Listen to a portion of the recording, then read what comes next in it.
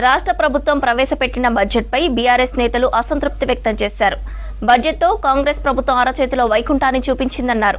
వాస్తవిక అంచనాలతో budget రూపొందించలేదన్నారు. Party silver Jubilee వేడుకలను ఘనంగా నిర్వహించేందుకు బీఆర్ఎస్ సిద్ధమైంది.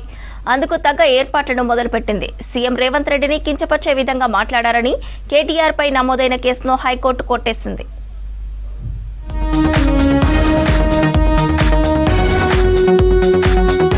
రాష్ట్ర బడ్జెట్పై ఫైర్ అయ్యారు బీఆర్ఎస్ ఎమ్మెల్యే కేటీఆర్. 6 గ్యారంటీలకు నిధులు కేటాయించడం మర్చిపోయారని విమర్శించారు. 4000 పెన్షన్, తులం బంగారానికి దిక్కే లేదని ఆరోపించారు. ఆటో డ్రైవర్ల సంక్షేమం మూసేలేదని, ఉద్యోగులను పట్టించుకోలేదని విమర్శించారు. నిరుద్యోగులను గాలికొదిలేసిందని మండిపడ్డారు కేటీఆర్. రాష్ట్ర వ్యాప్తంగా ఉండే మహిళలు 2500 రూపాయలు 100 రోజుల్లో ఇస్తామని చెప్పి ఏ హామీ ఇచ్చైతే మహిళల ఓట్లు వేయించుకొని గెలిచినారో వారందరూ కూడా ఇవాళ పూర్తి స్థాయిలో హతాశులైపోయిన పరిస్థితి. అదేవిధంగా రాష్ట్రంలోని పెద్ద మనుషులు 4000 రూపాయల పెన్షను 100 రోజుల్లో వస్తుందని ఎదురు చూసిన వారందరికీ కూడా ఈరోజు దాదాపు 500 రోజుల తర్వాత గోవిందా గోవిందా 4000 పెన్షన్ అనేది అర్థమైపోయిన పరిస్థితి. బడ్జెట్ మొత్తం అబద్ధాలేనని విమర్శించారు మాజీ మంత్రి హరీష్ రావు. 72 పేజీల బట్టి ప్రసంగం అబద్ధమని చెప్పారు. పేజీలు పెరిగాయే తప్ప సంక్షేమం పెరగలేదన్నారు. బడ్జెట్తో అరచేతిలో వైకుంఠాన్ని చూపించారన్నారు. అసెంబ్లీ సాక్షిగా మహిళలను మోసం చేశారని ఫైర్ అయ్యారు హరీష్ రావు. మహాలక్ష్మి పథకానికి నిధులివ్వని రేవంత్ సర్కార్ అందాల పోటీకి మాత్రం 250 కోట్లు కేటాయించిందని విమర్శించారు. 2500 ఇస్తారేమో బడ్జెట్ లో పొందుపరుస్తారేమో అంటే ఆ మహాలక్ష్మి ఊసే లేదు. 2500 రూపాయల సంగతి దేవుడు కానీ 250 కోట్లతో అందాల పోటీలకు మాత్రం డబ్బులు పెట్టిండు రేవంత్ రెడ్డి. అందాల పోటీలకు 250 కోట్లు బడ్జెట్ లో పెట్టిండు.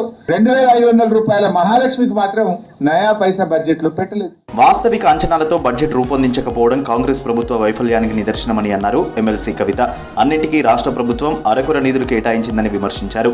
కోట్స్ ఎక్కువ, ఫ్యాక్ట్స్ తక్కువ అన్నట్టుగా ఉన్నది బడ్జెట్. అట్లానే ప్రవచనాలు ఎక్కువ, పైసలు తక్కువ అన్నట్టు ఉన్నది. చెప్పినవే చెప్పడము, మహనీయుల మాటలు చెప్పడం తప్పితే అందులో ఒక్క మాట కూడా నిజం లేకపోవడం దారుణం. కేసీఆర్ గారు చేసినటువంటి అప్పు మీద వాళ్ళు తప్పుడు ప్రచారం చేసిందన్న విషయాన్ని ప్రభుత్వము మరి ఈ 2 పుస్తకాలలో కూడా ఈ బడ్జెట్లో రాసి ఇవ్వడం అన్నటువంటిది వాళ్ళ అసత్యాలను ఎండగట్టేటట్టుగా ఉన్నది. ఈ విషయం ప్రజలు గమనించాల్సిందిగా కోరుతాం. దేవాదుల ఇరిగేషన్ ప్రాజెక్టు గురించి సోయి లేకుండా ఇద్దరు మంత్రులు అక్కడికి వెళ్లి బీఆర్ఎస్ ప్రభుత్వాన్ని విమర్శించారని అన్నారు ఆ పార్టీ ఎమ్మెల్యే పల్లా రాజేశ్వర్ రెడ్డి. ప్రాజెక్టులకు రిపేర్లు కూడా చేయించడం చేతకాక దేవాదుల కింద పంటలన్నీ ఎండిపోతున్నాయని చెప్పారు. కేసీఆర్ చేపట్టిన పనుల్ని కూడా కాంగ్రెస్ ప్రభుత్వం పూర్తి చేయలేకపోతోందని అన్నారు పల్లా. పనులుంటే రిపేర్ చేయడం చేతగాలేదు. నిన్న పోయి అట్టహాసంగా చేస్తామని అది కూడా చేతగాలే. కాబట్టి ఇవాళ దేవాదుల గురించి ఈ కాంగ్రెస్ ప్రభుత్వం చేసింది గుండు సున్నా. ఏమైనా చేసిందంటే కేసీఆర్ గారి ప్రభుత్వమే.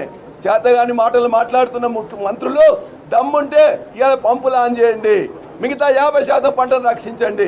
గత ప్రభుత్వం తిడితే రైతులు కానీ మేము కానీ ఊరుకోమని చెప్పి కూడా మీకు హెచ్చరిస్తూ సిల్వర్ జూబ్లీ సంబరాలను ఘనంగా నిర్వహించేందుకు సిద్ధమైంది బీఆర్ఎస్ పార్టీ. ఇందులో భాగంగా పార్టీ వర్కింగ్ ప్రెసిడెంట్ కేటీఆర్ రాష్ట్రంలోని అన్ని జిల్లాల్లో పర్యటించనున్నారు. జిల్లా కేంద్రాల్లో ముఖ్యమైన పార్టీ నాయకులు, కార్యకర్తలతో సన్నాహక సమావేశాలు నిర్వహిస్తారు. వరంగల్లో భారీ బహిరంగ సభ నిర్వహించనున్నట్టు పార్టీ ప్రకటించింది. 20న సూర్యాపేట, 23న కరీంనగర్ జిల్లాల నేతలతో సమావేశమై సభ ఏర్పాట్లపై చర్చించనున్నారు కేటీఆర్. సీఎం రేవంత్ రెడ్డిని కించపరిచేలా మాట్లాడారని కేటీఆర్ పై నమోదైన కేసును కొట్టేసింది హైకోర్టు. సైఫాబాద్ పిఎస్లో నమోదైన కేసును కొట్టేస్తూ ఉత్తర్వులు జారీ చేసింది. రాజ్యసభ సభ్యుడు అనిల్ కుమార్ ఇచ్చిన ఫిర్యాదు మేరకు సైఫాబాద్ పోలీసులు కేసు నమోదు చేశారు. ఈ కేసును కొట్టేయాలని కేటీఆర్ పిటిషన్ దాఖలు చేశారు. ఇరువైపుల వాదనలు పరిగణలోకి తీసుకుని ఎఫ్ఐఆర్ను క్వాష్ చేసింది హైకోర్టు.